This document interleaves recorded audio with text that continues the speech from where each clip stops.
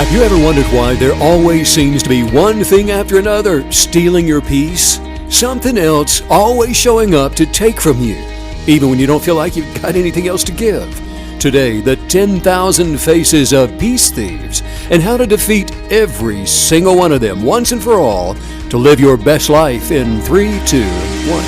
Pushing the boundaries of expectations and rewriting the rules of adventure are the reasons we get up in the morning. This is a way of life, a huge and growing community of explorers and adventurers, leading the way, blazing new trails, and raising the bar. We share your hunger for a life without limits, and we know you'll stop at nothing to get there.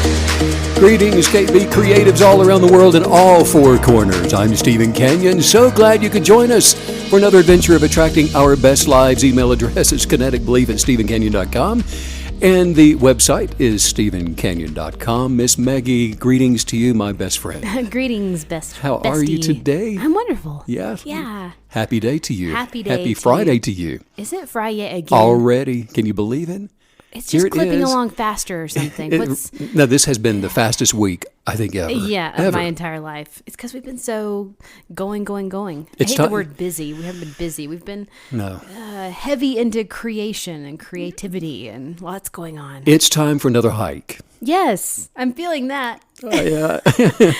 Lots of computer time. Well, but we've had quite a few bike rides this week, mountain biking, but I think it's time for another hike. Fall is my favorite season, but it's the shortest season, so it's always a little, I just want to savor every beautiful, crisp fall day. You know, I have been so grateful for one thing in particular today. Let me tell you what it is? Yes. Then ask me. What is it? What are you grateful for? Well, I am so grateful for for knowing, but actually for the small amount of time in nature and how it can have such an impact for helping to prepare for attracting peace into our lives. That's why I look so forward to these hikes and to forest bathing and being out in the wild places and in nature and those calm evenings like some of our KB creatives have been talking about, the full moon last night, bathing under the starlight. Yeah.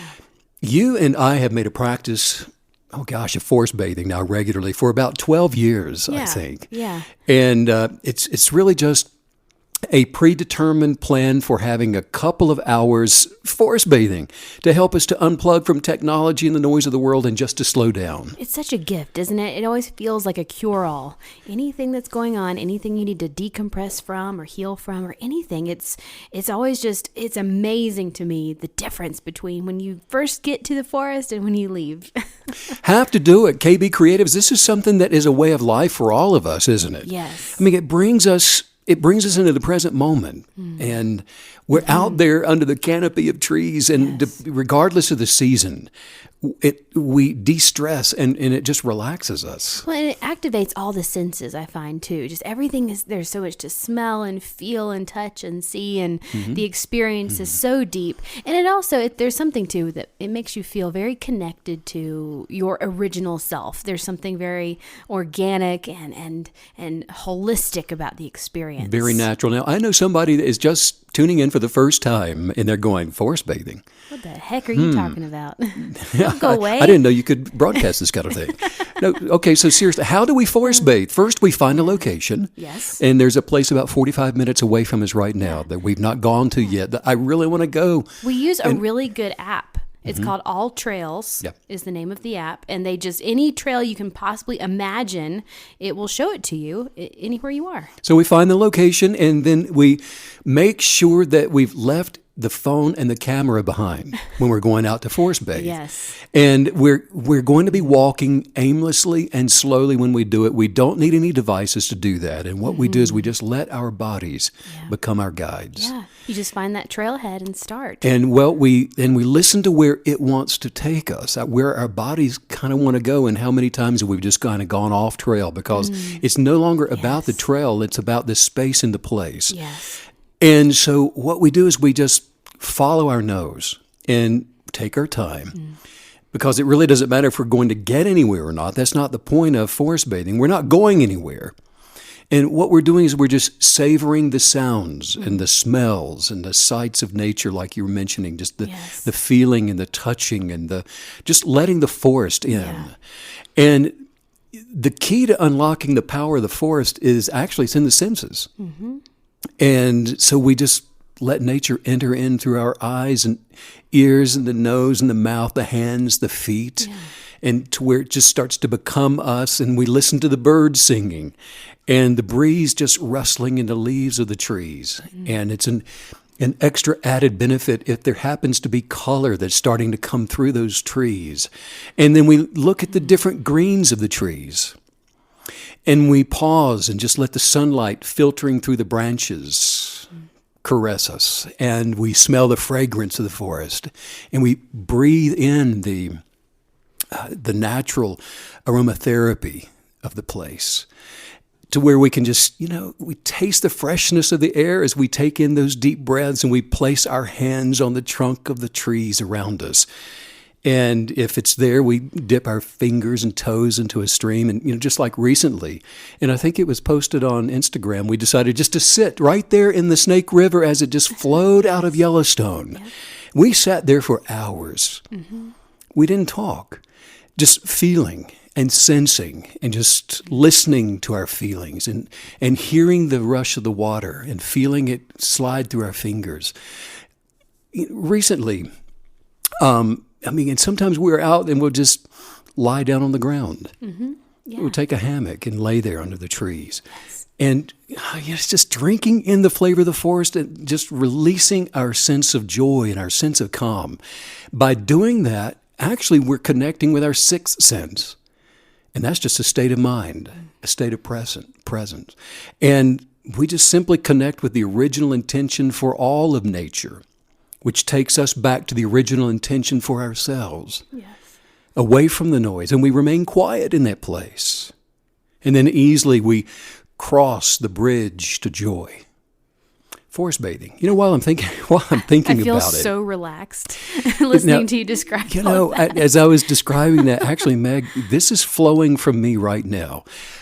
I want to make sure that everybody knows they are invited into our private space for the live stream workshop that's next Saturday, where all of us, we can just sit around together in this space of calm and peace and just discuss some things that we just can't really cover in the podcast. Right. And come into our private space. It's an invitation. That's true. And come and be with Meg and myself.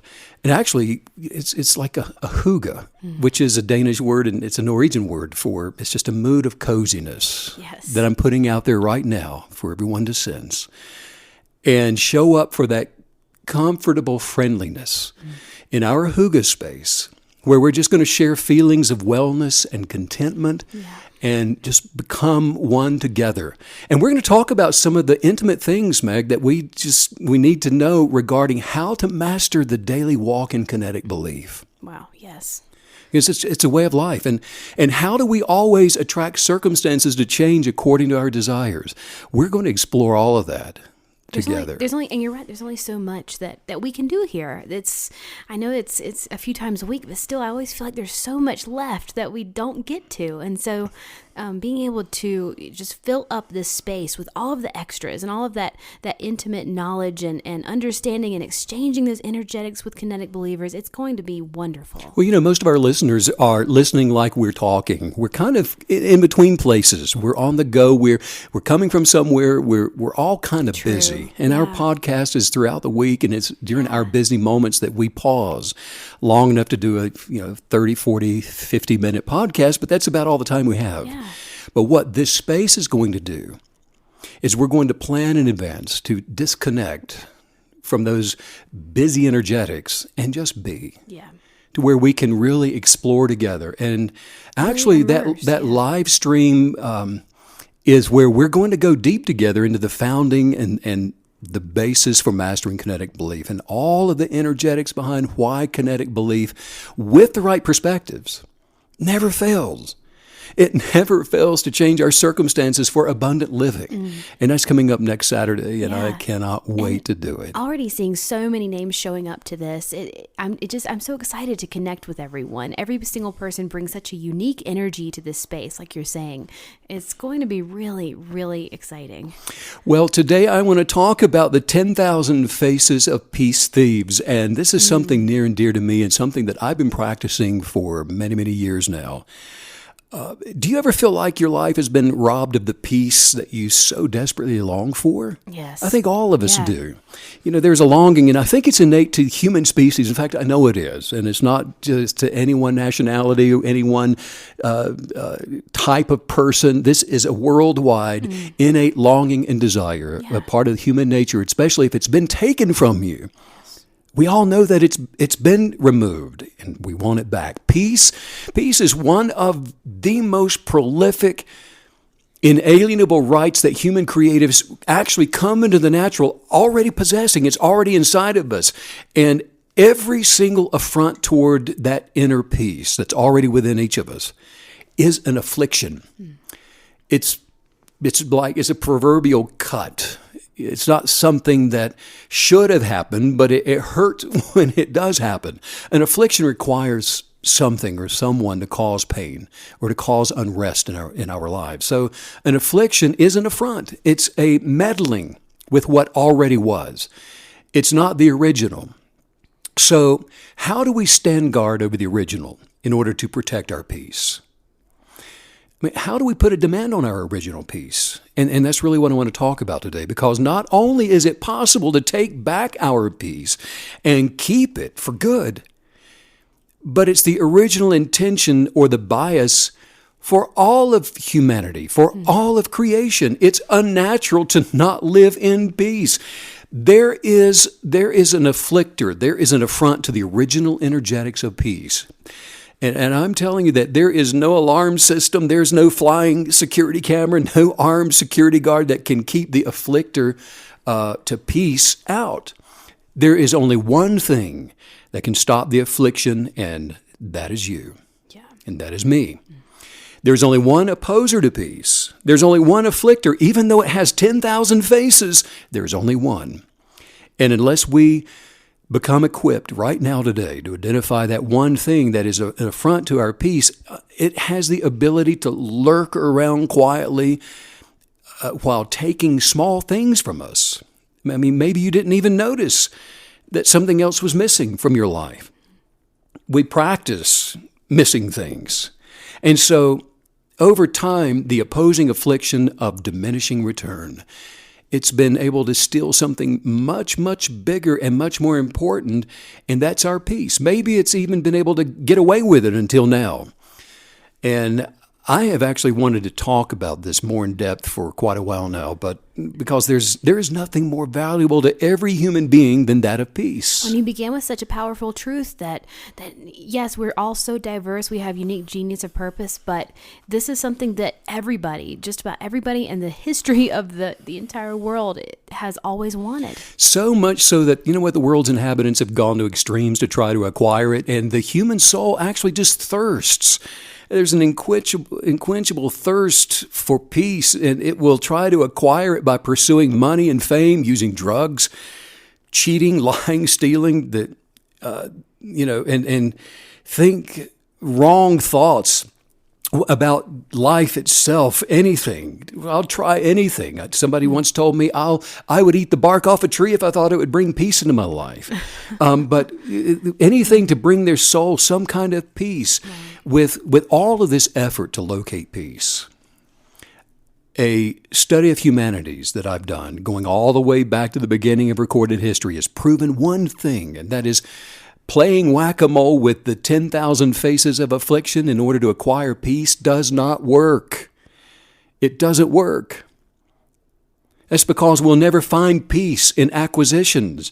We'll never find peace in the behavior of other people or even ourselves. The world's flood of choices and opportunities has no peace to offer us. It's not out there somewhere.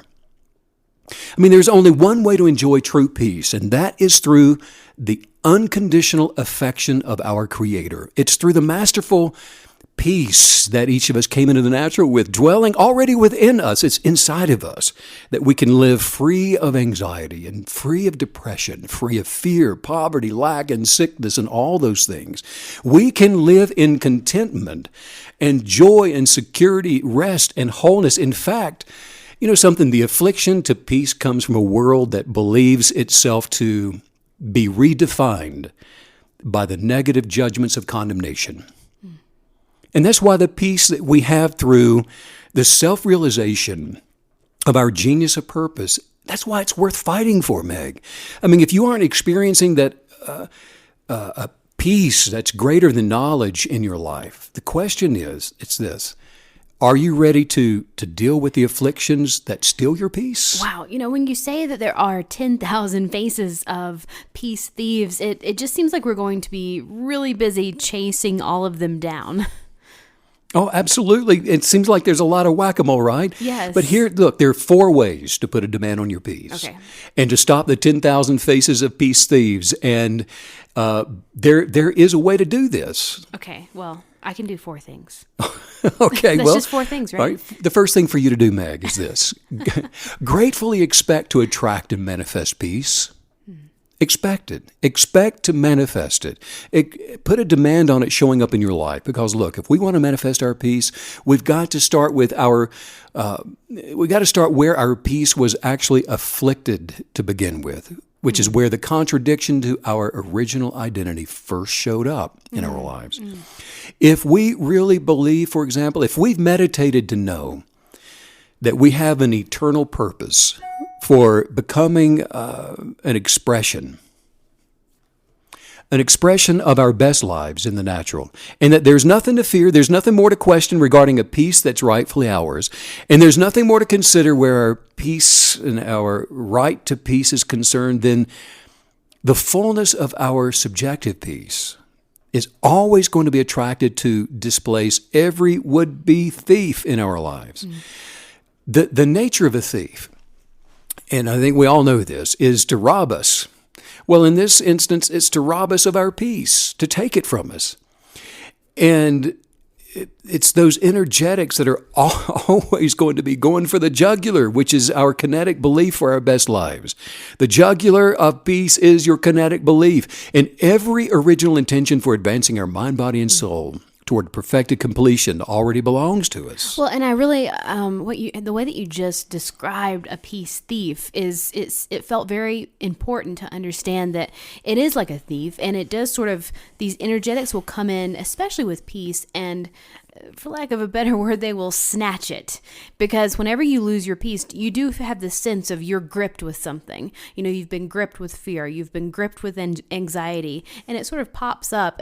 And I think that's why this can be one of the most important and most difficult things to overcome, because it's so fast. So it's sort of a sneak attack. It just comes in and blindsides you, and all of a sudden there you're just sitting there with no more peace. Where did it go? What the heck just happened? Think about one of those Tom Cruise movies where he's got all the different masks on, and as soon as you deal with one enemy, one person that you think is an enemy of yours, it pulls off the face and there's a new one. Oh yeah, exactly. You get rid of that one and there's a knock at the door, and it has a different face, a very pleasant face. And so I think it's really important, you're equipping us today to deal with this. And this is one of the hardest things to be equipped to deal with, because it is so quick and it is so fast, and it can happen so abruptly in our lives.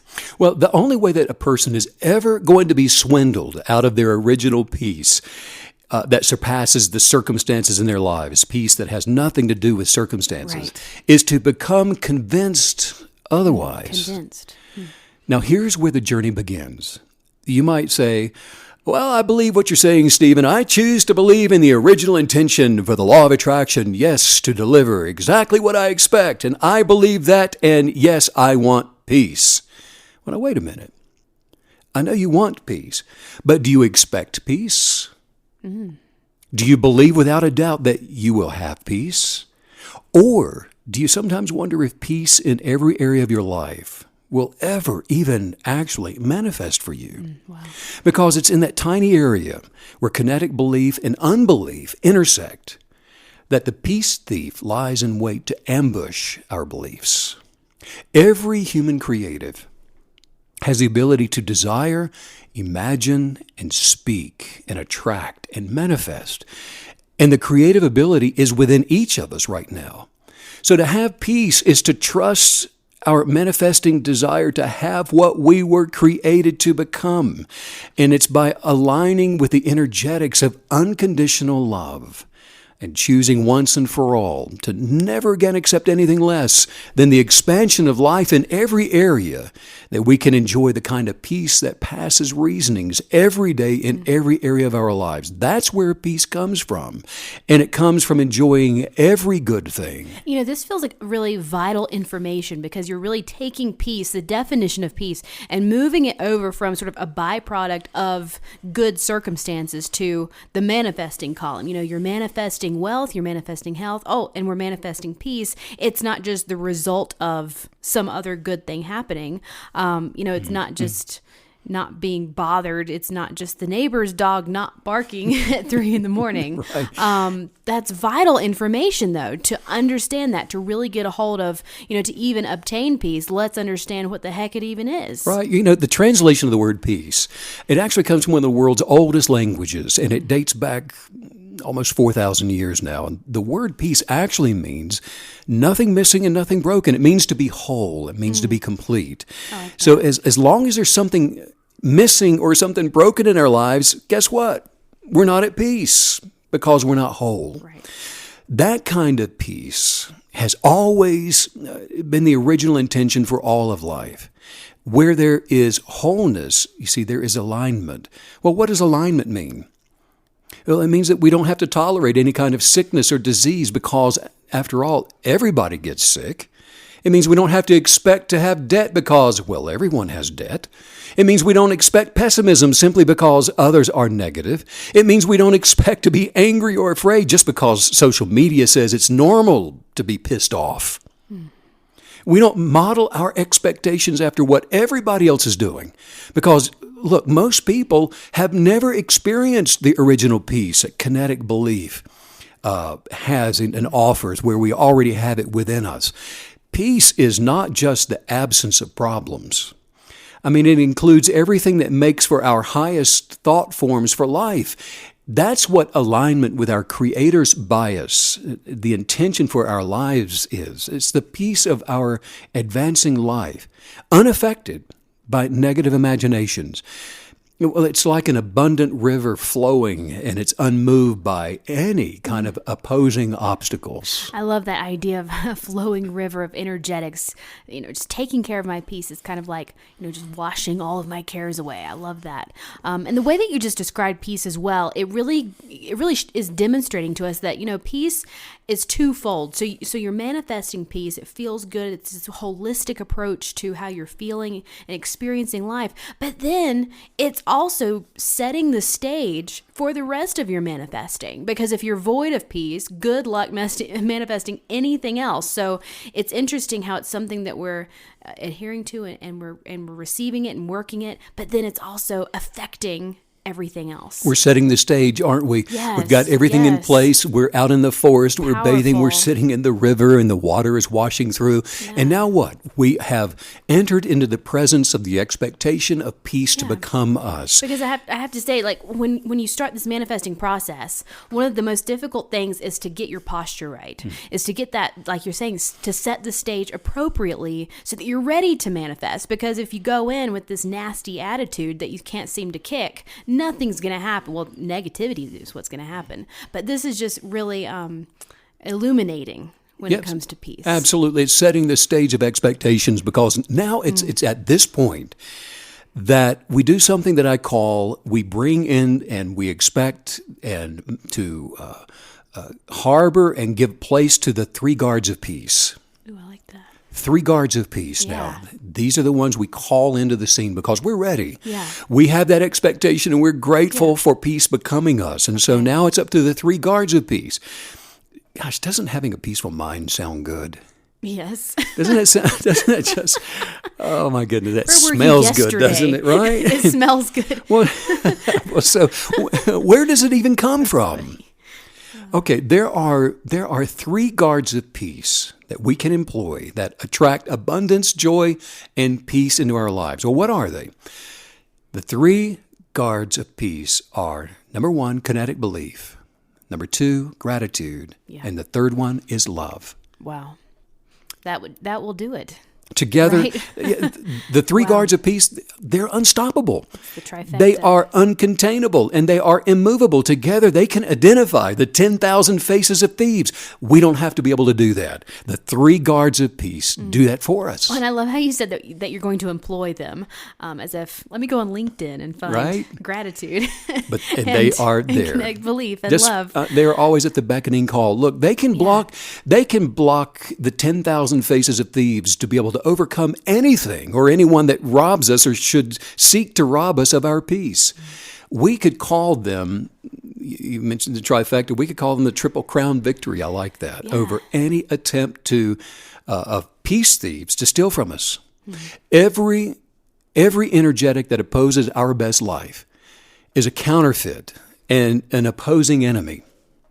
Every attempt to dismantle the original intention for our best life and to steal from us is easily identified by those 3 guards of peace. Just like the 3 guards of peace, kinetic belief, gratitude, and love work together to maintain our peace, there are also 3 primary thieves, which are doubt, worry, and fear, which work together only to achieve the opposite of peace. Wow. Now, what's even worse is that entertainment, social media, friends, family, the world around us not only justifies the 3 negative thieves, but often they encourage us to engage them. Yes. In other words, most people think that, doubt and worry and fear, that's just a normal part of life. And because most people think that doubt, worry, and fear is normal, it becomes this triple threat to us. And so doubt, worry, or fear, look, they are not natural. They were never intended to be. Doubt, I'm telling you, is not natural. Worry is not natural. Fear is not natural and was not designed within us to be part of our lives. Each one is a choice that afflicts us to diminish. Along with torment that doubt, worry, and fear brings emotionally to us, they affect us physically as well. I mean, in fact, according to science, and most of us know this, worry affects our concentration during the day and it affects our sleep at night and can even make you sick. That is not the energetics for life, an expanding life. You see, true peace, it does not come from the absence of trouble. It comes from the presence of the 3 guards of peace in our lives. Wow. And that means that we can live in peace even when, serious trouble looks like it's all around us. Because our peace doesn't have anything to do with circumstances. When we live in that kind of peace, our circumstances actually will automatically begin to change in order to align with our unshakable expectations. And that's why every kinetic belief creative whose trust is in perfected love will never entertain worry, doubt, or fear again. In fact, we won't even consider it. We have to deal with, and the way we do this is we deal with fear and doubt, Meg, the same way that we deal with border bullies. For example, we would never allow the thought of showing up somewhere while for someone just to verbally abuse us to remain in our thoughts for even a moment. We wouldn't do it. If I told you to go across the street, there's somebody over there that wants to verbally abuse you and only needs 10 minutes of your time, you wouldn't do it. I only need 10 minutes. Well, maybe 15, whatever. But we would take that thought and throw it out as quickly as we could. Yeah, absolutely. We treat doubt, fear, and worry exactly the same way as unacceptable thoughts that have no place in our lives. We won't even entertain it. We won't do it. We will not go there. We won't even consider showing up for those things. Don't entertain the triple threat. Don't ever permit yourself to entertain thoughts of doubt, worry, or fear. When they show up, when they knock on your door, take them by the earlobe and march them right back out the door. Throw them out like you would the thought form of robbing a bank. I mean, if you wake up in the middle of the night worrying and becoming fearful, take those thoughts and throw them out. Because, look, if we dwell on those, All we're doing is inviting them in. And when you invite those things in, they displace peace, they displace prosperity. And it gets rid of abundance and health, and it comes in to destroy happiness and joy. So what do? We speak words which are things. By saying, I refuse to doubt my kinetic beliefs. I refuse to exit from my posture of gratitude, and I refuse to not operate in unconditional love for my Creator and for myself and for everyone else. I refuse to worry. I refuse to be afraid. I take a stand against them right now, and I'm willing to stand forever. And then I turn over and I go back to sleep. Wow, isn't that it? I love that. We always have our part, which is our kinetic belief. And I love that, like you're saying, when we put a demand on our kinetic beliefs, the universe is always going to back us up. We can rest. We can just finally rest, knowing definitively that we're attracting our heart's desires. Exactly. We have our part, and the substance of our expectations manifests the rest. Yes. The other thing that I do is I follow my inner purpose. Okay, always follow after your inner purpose, to follow after the whims and the confusion of negative influencers in the world around you. That is to allow the force of decay into your life. It's by putting a creative demand on our purpose to advance in life that establishes our peace and our wholeness. Sometimes people try to steal our peace, but we are actually to blame when they do that. True. Making poor choices and imagining the wrong things can rob us of the peace that we were meant to enjoy every day. Well, so how do we avoid this? It's by listening to the genius of our original purpose. At one time or another, we have all found ourselves caught in confusing circumstances, and we needed some instruction.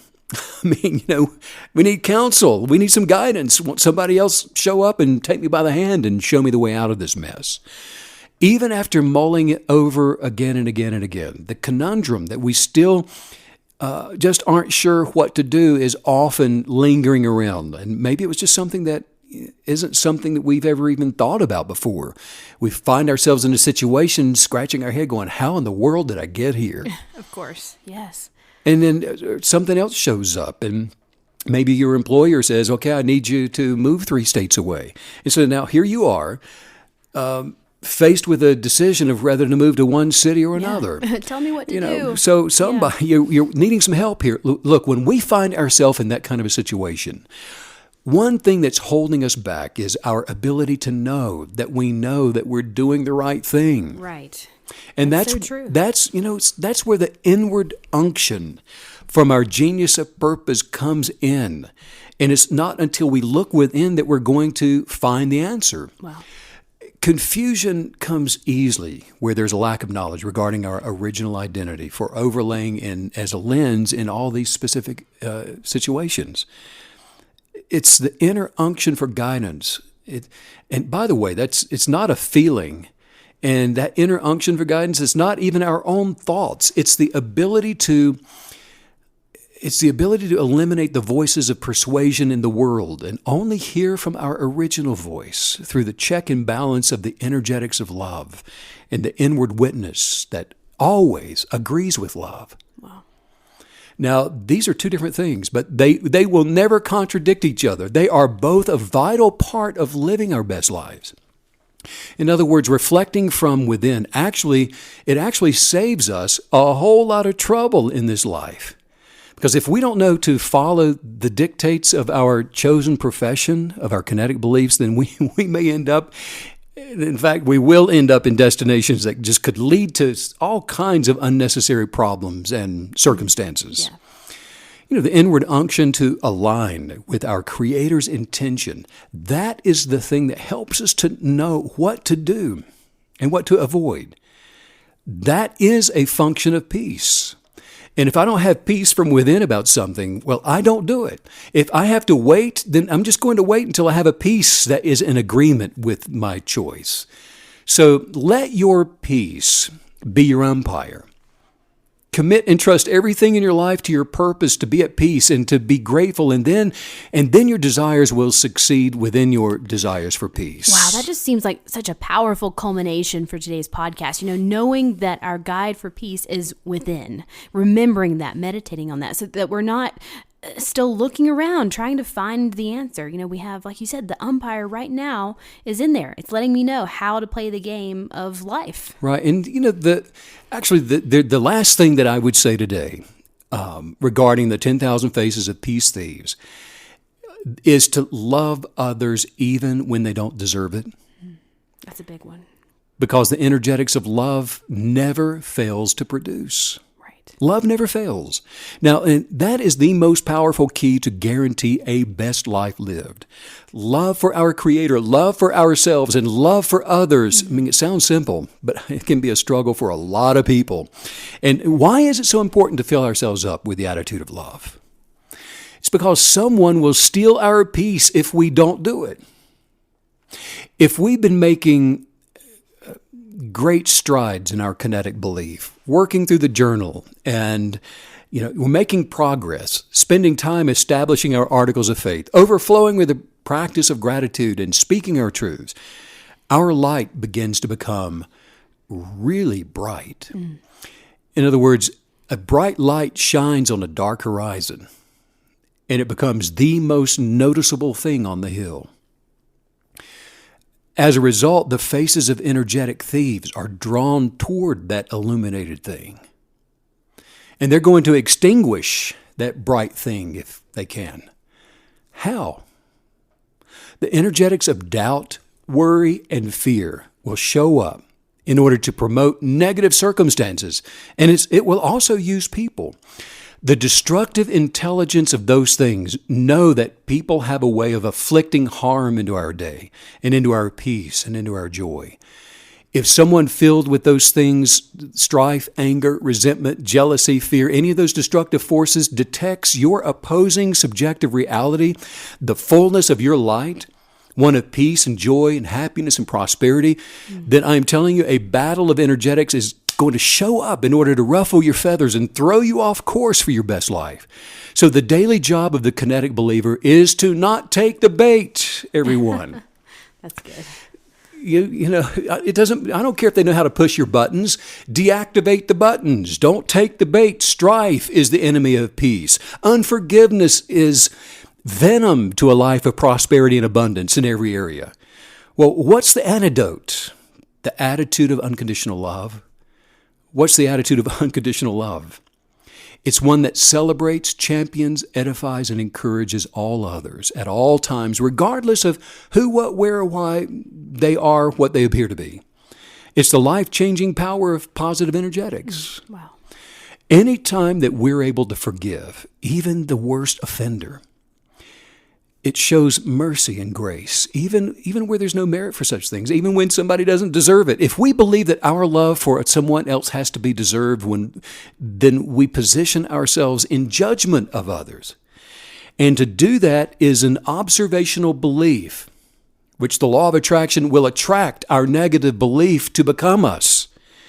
Now we know why an unconditional love manifests our best lives. The misgivings of others cannot become ours. So how is it that we can love others even when they don't deserve it? It's by remaining grateful that we define who we are, first figuratively, then literally. And that enables us to be patient with those people around us. That was revelation knowledge, I think, that you just gave us there about unconditional love, that it has a reflective property to it. So if you're manifesting unconditional love in one direction, it's always coming back to you, and it's manifesting into your life in a huge expanded way, but the opposite is true as well. So making sure that your love energetics are right, because they will be reflected back to you in a greater intensity. Whatever we're putting out, we're getting back. Yes. We're attracting back into our lives. Spend some, I always do this. I spend some of my meditative me time working on my thought forms, from meditating and focusing on the aloofness of patience And that's the way I view patience. It needs to be an aloof thing. Fascinating. And I give myself a little bit of room here because, it's all right if we kind of mess up in this area along the way, but we can ask for the original wisdom of our purpose to help us in this area and then receive that wisdom with gratitude. And every time I do this, Megan, it comes. It always comes to me. When I focus on loving others through patience, I am always amazed at how quickly I begin to manifest change in that area. And then I move over into the area that, love, unconditional love is kindness. Yeah. It has the attribute of kindness. And so that becomes part of my meditative position. And I look for those unctions of kindness to come up and rise up from within me. And then one by one, I move through patience, and then I move through kindness and into those areas of being until I've changed my thought forms from what they previously were over into an attitude of love. Now, here's the first thing that'll happen. While other people will enjoy the new me, and they're so glad that now I'm had this attitude of love, I'm actually the one who's benefiting the most from that. Right. Because this will be it's always well worth the effort to me, because not only am I going to now have peace in my life, which I wouldn't have had without that foundation of love, but the energetics of peace is going to be built up upon that love and that joy. Look, the fruit of our best life is built upon love, which is founded upon joy and peace, patience, kindness, goodness, and our kinetic beliefs. When we came into the natural, all those abilities, they were already designed within us. You see, this isn't something we have to acquire or learn, go to school for. It's in all of us. The attributes of all of those qualities were deposited within us, and they operate in the absence of fear. In other words, it's when we know that to unconditionally love is not going to cost us anything, but rather to unconditionally love is going to give us everything. Boy, that makes a difference, doesn't it? Yes, that's it. But, we have to make the decision to expand those attributes of love and to let them see the light of day.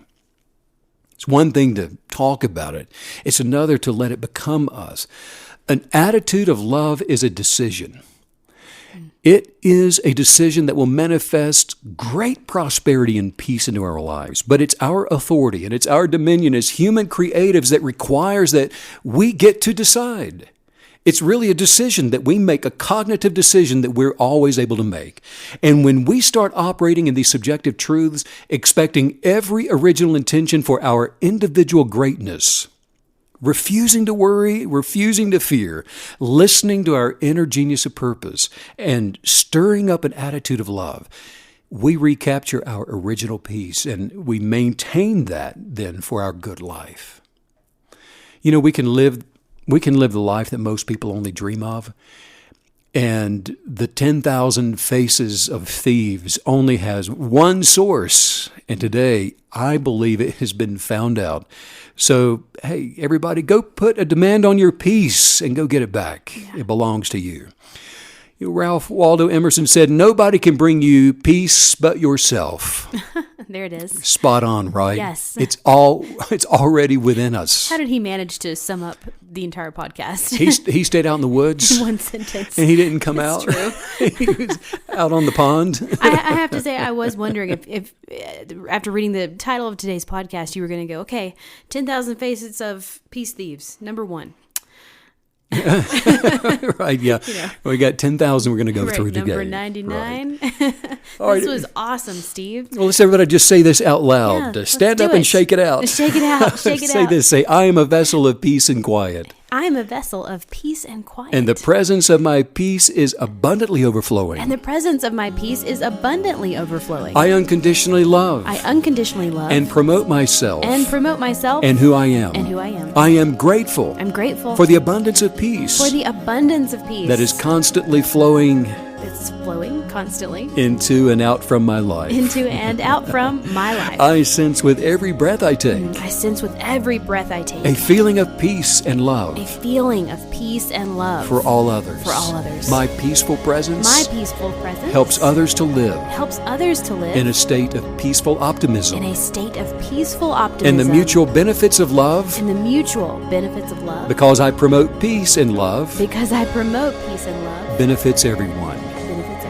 I exist as an expression of calm, I exist as an expression of calm, even when I am in a sea of storms. even when I am in a sea of storms. All is well right here and right now. All is well, right here, right now. All is well. All is well. I'm at peace with my I past. am at peace with my past. And I'm living in peace. And I'm living in peace. In my presence. In my presence. And serenity with my And presence. serenity with my presence. I accept and love I accept and love the beauty that surrounds the me. beauty that surrounds me. I choose to embrace love I choose to embrace love while letting go of doubt while letting go of doubt and worry and fear. and worry and fear. My soul is at peace My soul is at peace with the silence of my being. with the silence of my being. Wow, powerful podcast today. We are so equipped to take care of those peace thieves now.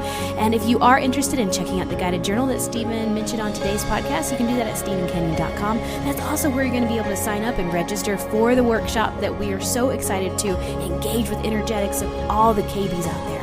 That's it. 10,000 Faces of That's Peace it. Thieves. We have put you back in your Yes. place and kicked you out the front door, Get outta here. onto your rear end, out there to never be seen I love it. again. I can feel all the KBs doing it right now. It's so powerful. Sending out so much love and, encouragement to all you KB creatives all over the world. Rock on, guys. Have a great weekend. And thanks as usual, Steve, for all the wisdom. Bye.